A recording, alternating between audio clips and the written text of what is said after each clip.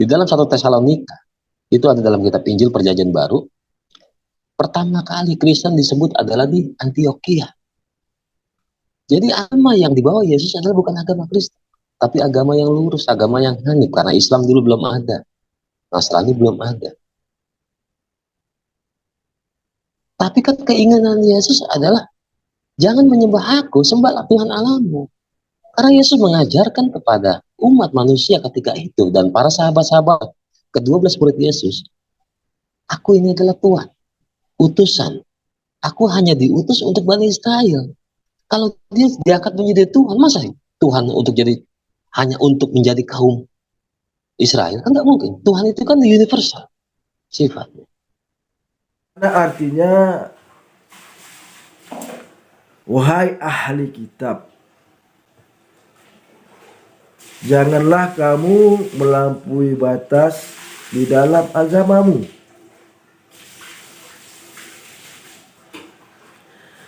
Janganlah kamu mengatakan tentang Allah itu kecuali yang benar.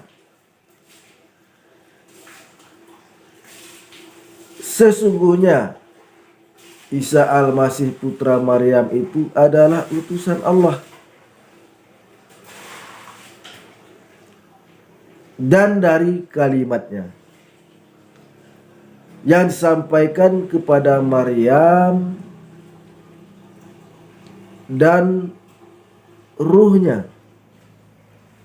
maksudnya ruh Allah. Maka berimanlah kepada Allah dan rasul-rasulnya.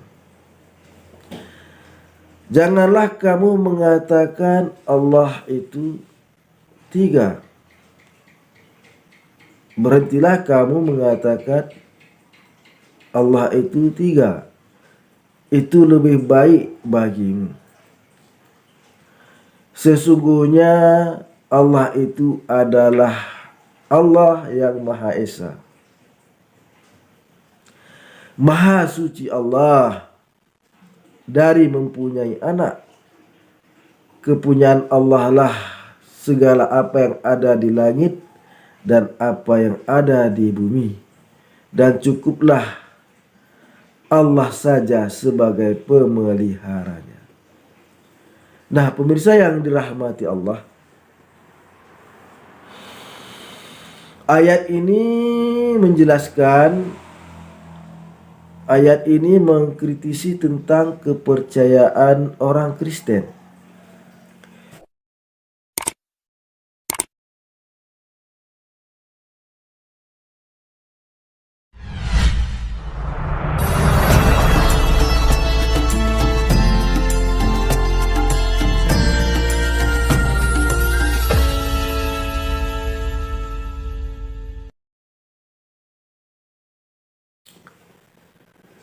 Assalamualaikum warahmatullahi wabarakatuh.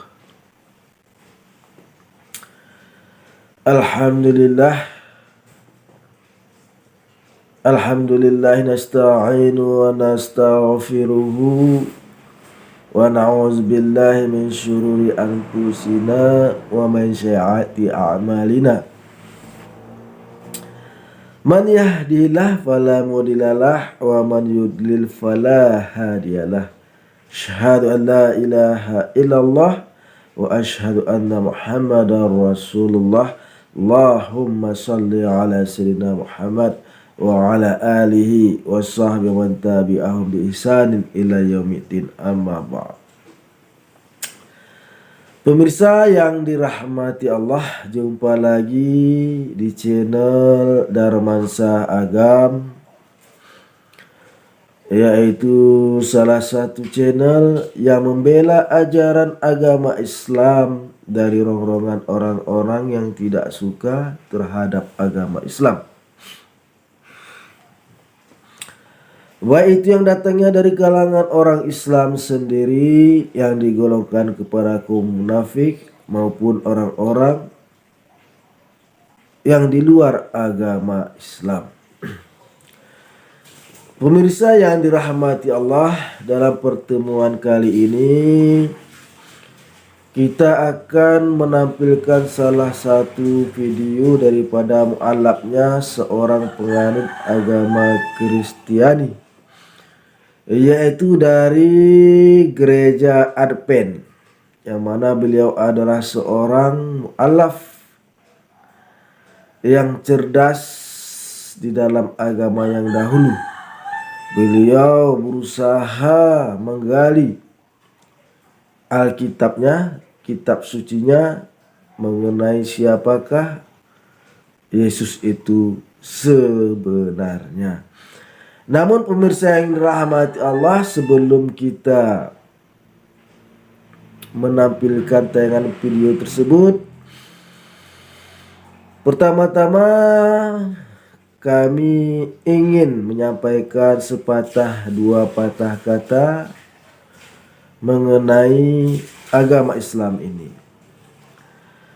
Agama Islam ini sudah ada semenjak daripada Nabi Adam. Dilanjutkan kemudian oleh Nabi Nuh, kemudian oleh Nabi Ibrahim, kemudian Nabi Musa, dan kemudian Nabi Isa, dan dilanjutkan kemudian sebagai Nabi penutup akhir zaman, yaitu Nabi Muhammad sallallahu alaihi wasallam. Ini ditegaskan oleh firman Allah di dalam Al-Quranul Karim, surat Al-Ahzab ayat ke-40, yang mana situ dikatakan, a'udzubillahi minasyaitonirrajim, bismillahirrahmanirrahim, makana Muhammadun aba ahadin min rijalikum walakin Rasulullah wa khataman nabiyyin wa kanallahu bikulli syai'in alim. Yang mana artinya Muhammad itu bukanlah salah satu bapak dari laki-laki dari kalian, melainkan dia adalah utusan Allah dan penutup para nabi, dan demikianlah Allah yang maha mengetahui segala sesuatunya. Pemirsa yang dirahmati Allah, nah di dalam kehidupan di dunia ini kita mengetahui bahwasanya agama yang terbesar di dunia ini adalah agama Kristen dan agama Islam. Kedua agama ini saling tarik menarik. Ada umat Islam yang masuk ke dalam agama Kristen, dan ada orang Kristen yang masuk ke dalam agama Islam.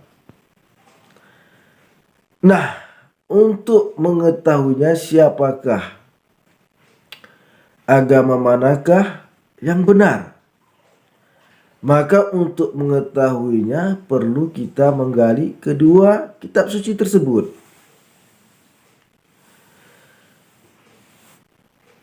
Agama yang benar itu adalah agama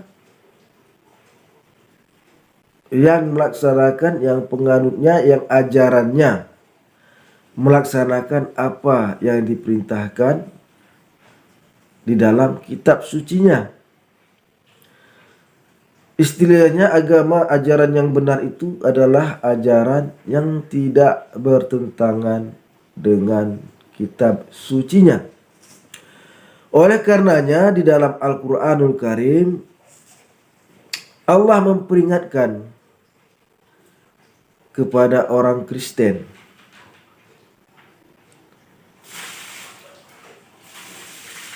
bahwa ajarannya itu, orang Kristen itu, ajarannya itu bertentangan dengan kitab sucinya. Salah satu ayat yang terpenting adalah seperti yang terdapat di dalam surah An-Nisa ayat 171, yang mana Allah berfirman dan tercatat di dalam Al-Quran tersebut seperti ini. A'udzubillahi minasyaitonirrajim. Bismillahirrahmanirrahim. Ya ahlal kitab, la taghlu fi dinikum wa la taqulu Allah ilal haqq. Innamal masihu Isa bin Maryam Rasulullah wa kalimatuhu alqaha ila Maryama warruhum fa'aminullah wa rasuluhu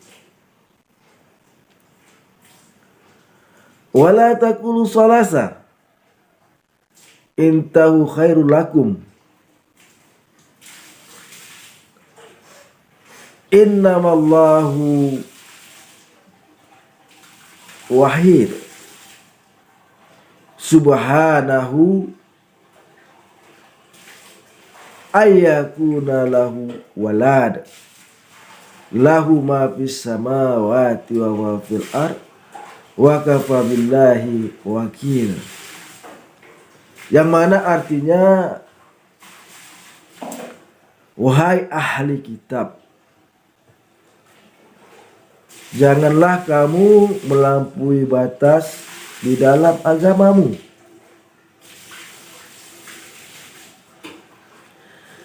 Janganlah kamu mengatakan tentang Allah itu kecuali yang benar. Sesungguhnya Isa al-Masih putra Maryam itu adalah utusan Allah. Dan dari kalimatnya yang disampaikan kepada Maryam dan ruhnya, maksudnya ruh Allah. Maka berimanlah kepada Allah dan rasul-rasulnya. Janganlah kamu mengatakan Allah itu tiga. Berhentilah kamu mengatakan Allah itu tiga. Itu lebih baik bagimu. Sesungguhnya Allah itu adalah Allah yang Maha Esa. Maha suci Allah dari mempunyai anak. Kepunyaan Allah lah segala apa yang ada di langit dan apa yang ada di bumi. Dan cukuplah Allah saja sebagai pemeliharanya. Nah, pemirsa yang dirahmati Allah, ayat ini menjelaskan, ayat ini mengkritisi tentang kepercayaan orang Kristen, khususnya Kristen Katolik. Karena ketika ayat ini turun, Kristen Protestan belum ada. Karena Kristen Protestan itu baru ada pada tahun 1517. Kristen Protestan itu baru ada pada tahun 1517 yang didirikan oleh Martin Luther. Nah, pemirsa yang dirahmati Allah, jadi Al-Quran surat An-Nisa ayat 171 ini tepatnya adalah hanya untuk Kristen Katolik. Namun untuk membantah Kristen Protestan yang mengatakan Tuhan itu satu dan Tuhan itu adalah Yesus, maka itu adalah kita harus memasuki dan membahas kitab sucinya. Pemirsa yang dirahmati Allah, seperti yang dikatakan di dalam Al-Quran surat An-Nisa tadi ayat ke-171, bahwasanya Nabi Isa ataupun Yesus itu adalah seorang nabi dan utusan. Sebagaimana hal ini diterangkan juga dalam Alkitab kaum Kristen. yaitu di dalam Bible ataupun kitab Perjanjian Baru, yaitu tepatnya pada Yohanes pasal 5 ayat 36. Di situ dikatakan bahwasanya Yesus berkata, "Tetapi aku mempunyai suatu kesaksian yang lebih penting daripada kesaksian Yohanes,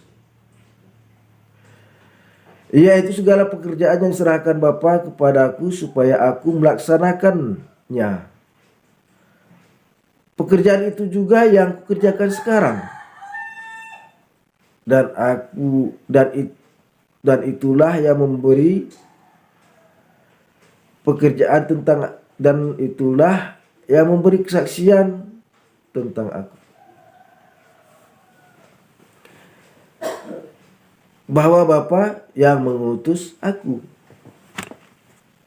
Nah, pada kitab Yohanes pasal 5 ayat 36 ini, Yesus mengatakan bahwa beliau mengerjakan pekerjaan yang dibebankan oleh Bapa kepada Yesus. Jadi pada ayat ini juga Yesus mengatakan bahwa Bapa yang mengutus dia. Jadi pemirsa yang dirahmati Allah, ini sangat jelas sekali bahwasanya Yesus itu adalah utusan. Yang mana utusan itu di dalam ajaran agama Islam disebut dengan rasul. Rasul artinya utusan. Rasulullah artinya utusan Allah. Jadi pemirsa yang dirahmati Allah,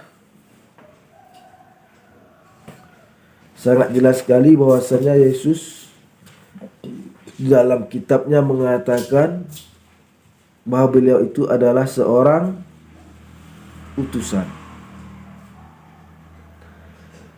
Nah, dan pada kitab Yohanes pasal 5 ayat 37-nya mengatakan, mempertegas lagi bahwasanya Bapakku yang mengutus aku. Dialah yang bersaksi tentang aku. Kamu tidak pernah mendengar suaranya dan rupanya pun tak pernah kamu lihat. Jelas bahwa Yesus adalah sebagai utusan. Nah, pemirsa yang dirahmati Allah, untuk memperkuat, untuk memperteguh keimanan kita dan mempertahankan keimanan kita di dalam agama Islam, bahwa agama Islam ini agama yang benar, marilah kita saksikan video tentang mualafnya seorang Advent yang taat, penganut Kristen Advent yang taat, yang sekarang telah memeluk agama Islam. Selamat menyaksikan. Assalamualaikum warahmatullahi wabarakatuh.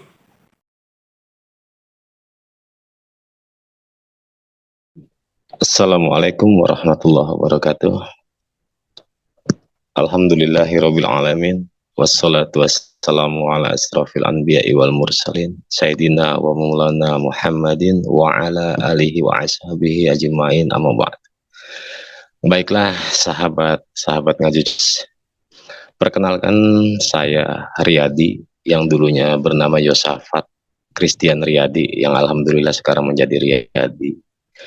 Yang dahulu saya adalah Kristen dari Advent, atau yang lebih dikenal dengan gereja yang beribadah Sabtu atau Sabat.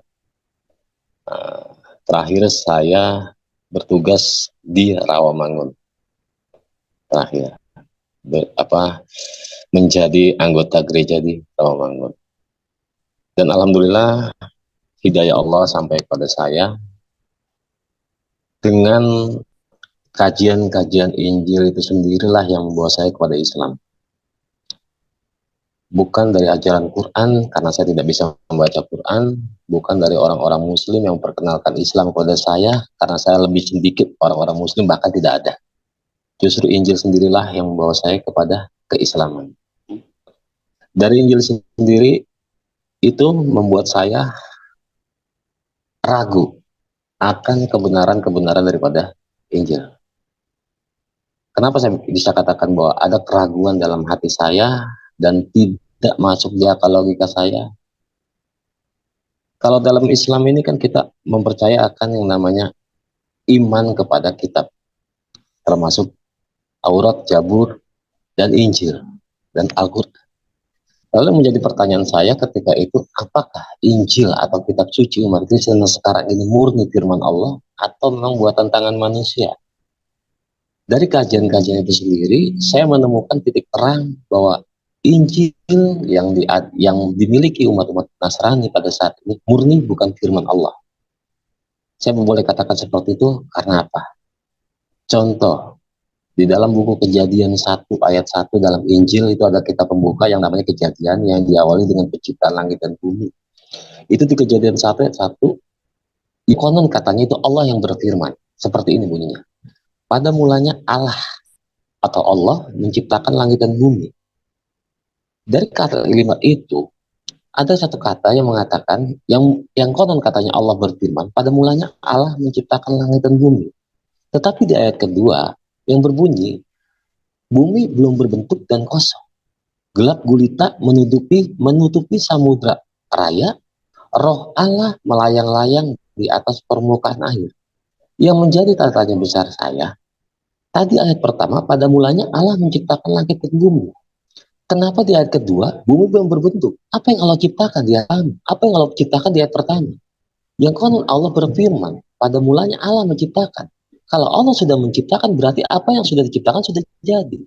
Tetapi di ayat kedua, bumi belum berbentuk dan kosong. Roh Allah melayang-layang di atas permukaan air. Nah, di situ ada air. Sedangkan tadi kalimat mengatakan bahwa itu kosong. Kenapa kok bisa ada air? Kalau kosong kan berarti hampa, tidak ada apa-apa. Di situ saya mulai berpikir, kenapa kok Injil seperti ini? Dari ayat pertama, dari buku pertama, kitab Kejadian itu udah kontradiksi atau bertentangan dengan akal sehat saya, akal pikiran saya. Lalu saya terus mengkaji, sampai saya menemukan satu titik ketuhanan daripada Yesus yang sesungguhnya. Siapa Yesus yang sebenarnya? Saya kaji kitab dari kitab Perjanjian Baru, Kejadian Matius, Markus, Lukas. Tidak ada satu kalimat pun yang mengatakan bahwa Yesus adalah Tuhan. Atau dia sendiri mengaku aku adalah Tuhan. Alkitab itu terbit, sudah berapa kali terbit, dan sudah berapa kali cetak, dan sudah berapa kali perubahan. Saya kebetulan di rumah dulu ada Alkitab terbitan tahun 1961 dan sampai 1981. Tidak ada kalimat dalam ayat itu pun yang Yesus katakan bahwa akulah Tuhan. Tapi Tuhan. Kata Tuhan berarti di sini adalah atasan. Atau bos. Tapi kenapa kok ayat ini bisa berubah menjadi dari Tuhan menjadi Tuhan? Hanya menyelipkan kata hak. Tapi fatal akhirnya. Di situ saya terus mengkaji di awal tadi saya sudah bahas masalah kitab Kejadian tentang penciptaan sudah kontradiksi, sudah bertentangan. Lalu bagaimana dengan ketuhanan Yesus? Berani bertaruh kalau ada kalimat yang Yesus ucapkan sendiri, aku adalah Tuhan Allahmu, saya kembali ke Kristus. Tapi tidak ada satupun yang bisa membuktikan bahwa Yesus adalah Tuhan. Karena apa? Karena Yesus mengajarkan kepada umat-umat manusia ketika itu sembah Tuhan Allahmu, dan dia pun mengajarkan kepada iblis. Yesus menyuruh kepada iblis pada waktu Yesus dicobai di padang gurun, di padang belantara. Apa yang katakan iblis kepada Yesus? Hai Yesus, jika engkau adalah Tuhan, adalah anak Allah, jatuhkanlah dirimu ke bawah. Pasti malaikat-malaikat akan menolong. Lalu apa Yesus bilang? Apa Yesus katakan? Nyala engkau dari hadapanku. Karena kepada Tuhanmu lah dan Tuhanku lah engkau harus menyembah. Yang artinya apa? Yesus mengajarkan kepada iblis sekalipun untuk menyembah Tuhan. Bukan menyembah dirinya. Kenapa sekarang umat-umat Nasrani, umat-umat Kristen dari Islam, mereka mengagung-agungkan Yesus sebagai Tuhan. Bahkan menyembah Yesus sebagai anak Allah dan Tuhan. Lalu menjadi pertanyaan besar saya, pada waktu Yesus dilahirkan, siapa Tuhannya? Pada waktu Yesus masih dalam kandungan ibunya, Bunda Maryam, siapa Tuhannya? Pada Yesus beranjak dewasa, remaja, dewasa, siapa Tuhannya? Lalu tiba-tiba pada waktu dia diangkat menjadi nabi, lalu diakui sebagai Tuhan. Sebelumnya itu siapa? Tuhan Yesus. Karena dia berdoa. Dia berdoa yang saya bilang kemarin kan di dalam Matius 6 ayat 9. Apa yang dia katakan? Bapa kami yang di surga, dikuduskanlah namamu. Itu ada dua kalimat, kami dan mu. Kalau kamus besar bahasa Indonesia, kalau kami itu kan antara saya dan mereka. Di sekeliling saya, itulah kami. Dan mu itu adalah orang yang di luar dari saya. Yesus berdoa, Bapa kami yang di surga. Bapa kami, Bapa saya. Tuhan, Allah yang di surga. Dikuduskan namamu. Yesus mengajarkan kepada umat-umat yang ketika itu berdoalah. Sebagaimana kamu melihat aku berdoa. Tapi pada kenyataannya sekarang dalam nama Tuhan Yesus. Yang dilakukan oleh orang umat Nasrani sekarang adalah dalam nama Tuhan Yesus. Bukan dalam nama Allah. Bukan dengan nama Tuhan. Dalam nama Tuhan Yesus. Lalu seandainya tidak jadi penyalipan atau tidak ada Yesus waktu itu, akankah ada pengampunan dosa? Bagi umat Nasrani, itu kan akan menjadi tanda-tanda besar. Itu poin yang menurutnya sangat-sangat bertentangan dengan akal pikiran saya. Kenapa kok bisa seperti ini? Yang kanan katanya dalam Injil, kuduskanlah mereka dalam kebenaran, firman-Mu adalah kebenaran. Firman yang mana yang kebenarannya itu? Sedangkan satu ayat demi ayat itu bertentangan. Tidak ada ayat yang mendukung dalam Injil tentang ketuhanan Yesus. Lalu kapan munculnya Tuhan Yesus disebut menjadi Tuhan? Pada waktu Paulus yang diangkat menjadi rasul. Yang diangkat menjadi rasul, entah siapa yang mengangkat dia menjadi rasul, tapi konon ceritanya adalah dia diangkat sama Allah. Sedangkan dia antara Yesus dengan Rasul Paulus itu jarak berbeda jauh. Dialah yang membuat doktrin tentang ketuhanan Yesus. Dialah yang mendoktrin ajaran-ajaran menjadi ajaran Kristen. Di dalam 1 Tesalonika, itu ada dalam kitab Injil Perjanjian Baru, pertama kali Kristen disebut adalah di Antioquia. Jadi agama yang dibawa Yesus adalah bukan agama Kristen, tapi agama yang lurus, agama yang hanif, karena Islam dulu belum ada, Nasrani belum ada.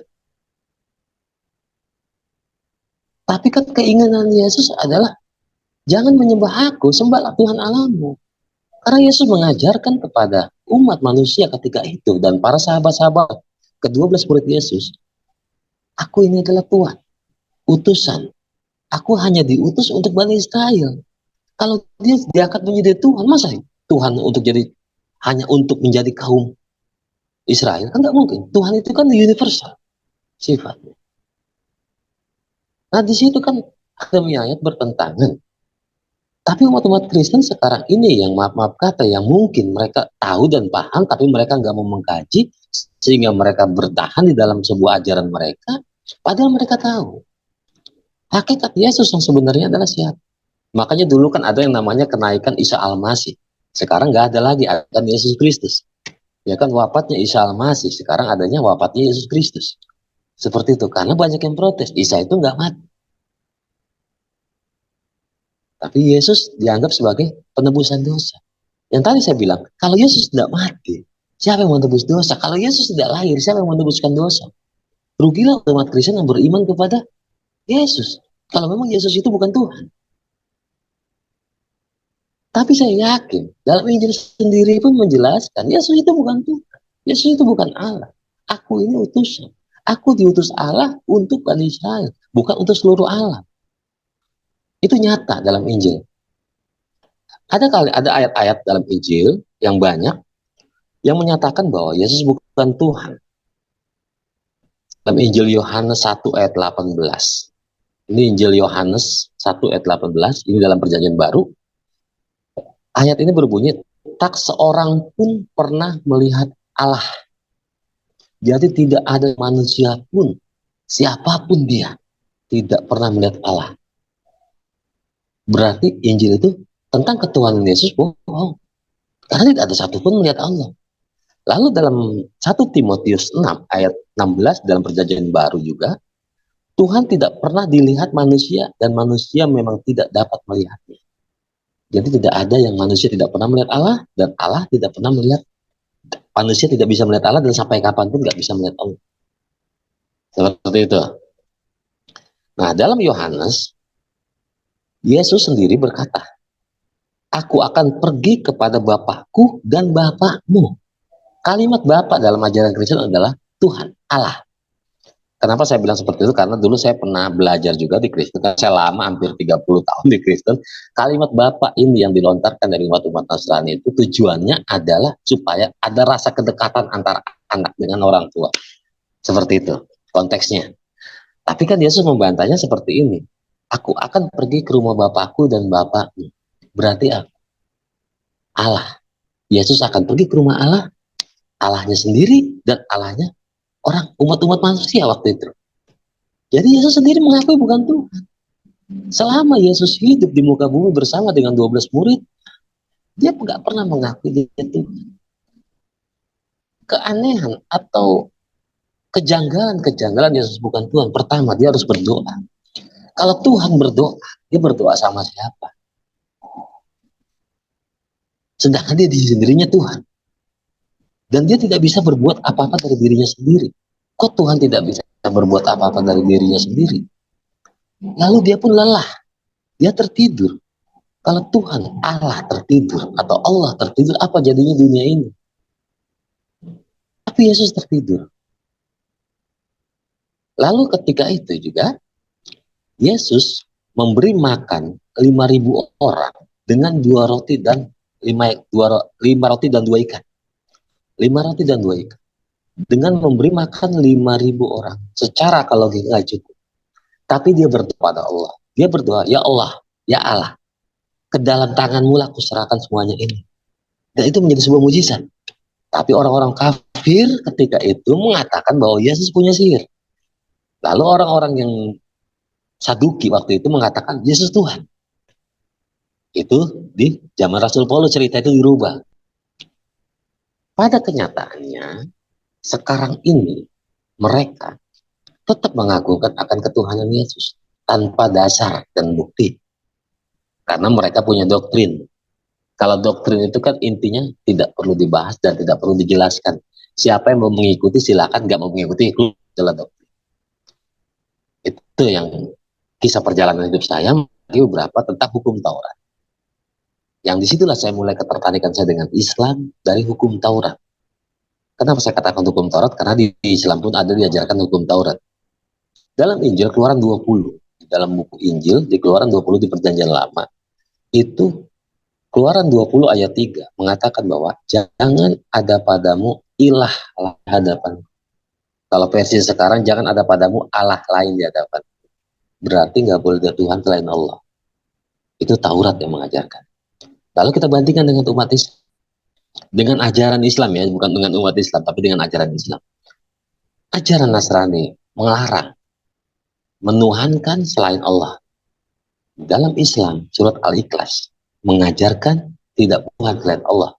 Qul huwallahu ahad. Gak boleh ada Tuhan selain Allah. Tapi pada kenyataannya, hukum Taurat yang ada di dalam Injil, yang dipegang teguh oleh umat-umat Nasrani sekarang ini tidak berlaku bagi mereka. Tapi mereka tetap menyembahkan Tuhan Yesus. Itu yang pertama, hukum Taurat. Jangan ada padamu Allah lain di hadapanku. Jangan membuat bagimu patung yang menyerupai apapun. Taurat yang kedua, gak boleh membuat patung yang menyerupai apapun dan jangan menyembah. Injil melarang, Allah melarang membuat patung yang menyerupai apapun dan jangan menyembahnya. Itu ada 2 konteks kalimat yang melarang untuk membuat dan melarang untuk menyembah. Allah melarang membuatnya, tapi umat Nasrani sekarang berlomba-lomba buat patung. Patung Santo Yosef, patung Santo Maria, patung Santo Yusuf, patung Santo Matius, dan santo-santo lainnya.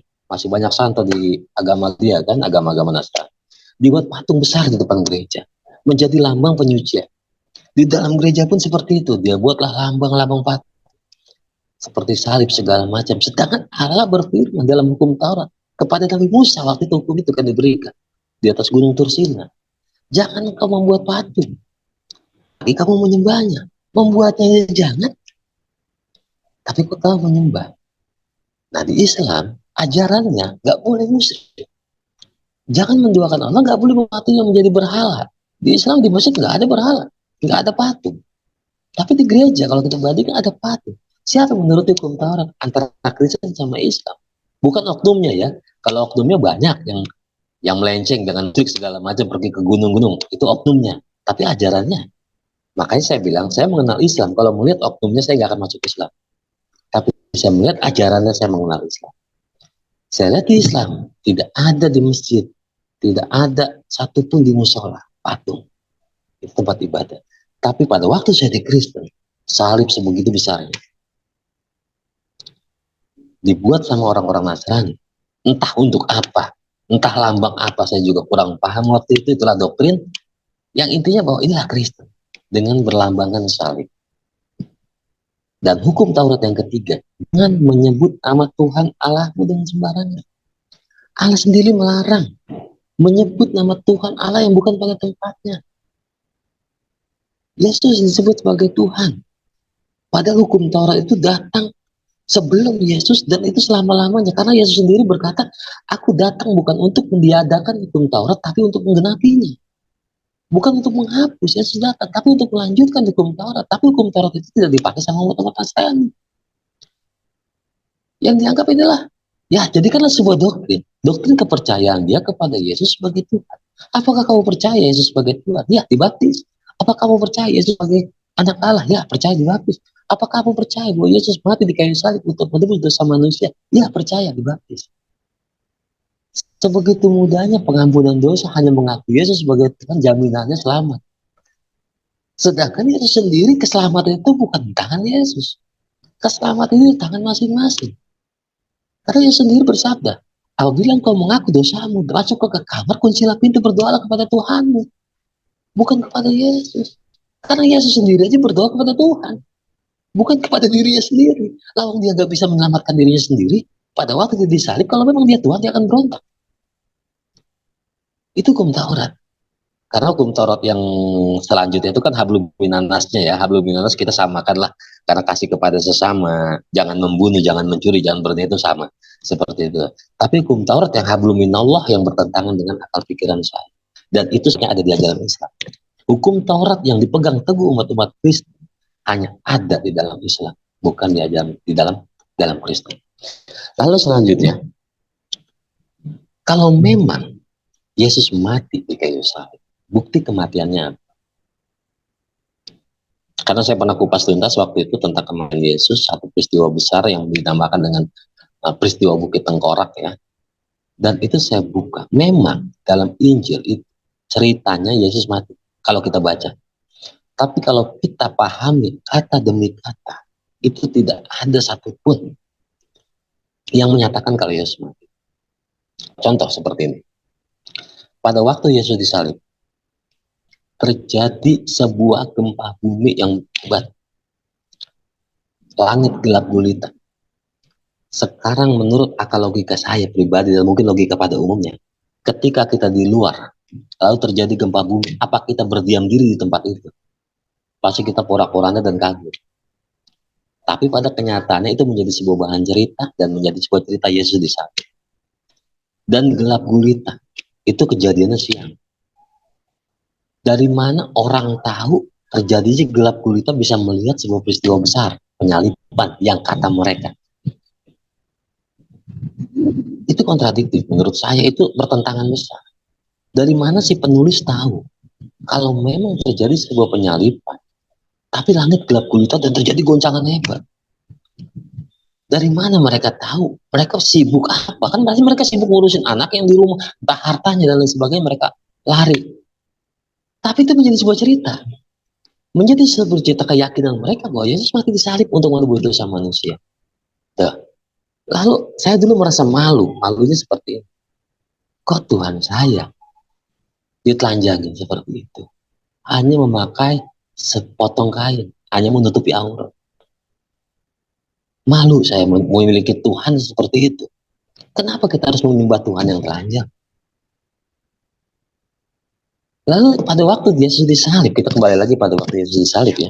Pada waktu Yesus disalib, di kiri kanan itu ada dua orang penjahat. Yang apa kata Yesus? Apa kata penjahat itu? Ya Tuhan. Ini dirubah kalimatnya ya sama mereka menjadi ya Tuhan. Jika engkau ada dalam sorga, ingatlah akan aku. Apa Yesus jawab? Hari ini juga engkau akan bersama-sama aku di dalam kerajaan sorga.